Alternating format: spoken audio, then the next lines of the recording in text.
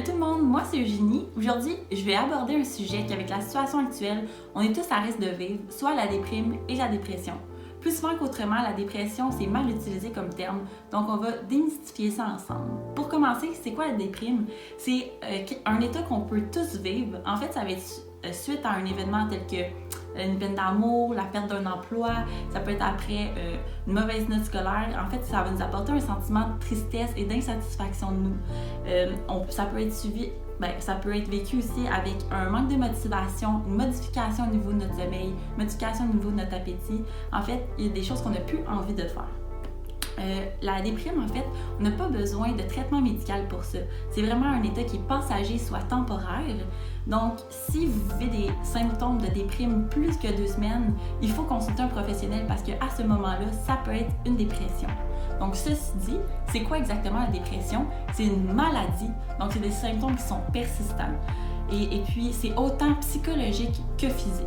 C'est beaucoup plus intense et profond que la déprime. Donc, il peut y avoir une modification au niveau de notre appétit, autant une augmentation ou une diminution, une modification au niveau de notre sommeil, soit insomnie ou le fait de toujours vouloir dormir.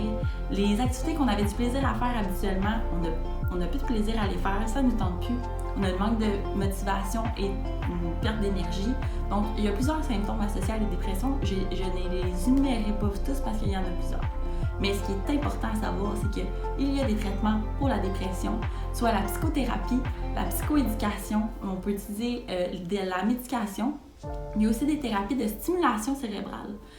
Donc, vraiment, la différence entre la déprime et la dépression, c'est qu'il y en a une que c'est une maladie dont on a besoin de traitement, tandis que la déprime, c'est un état passager, qu'on n'a pas besoin de traitement, c'est vraiment la durée des symptômes et l'intensité des symptômes qui les différencient.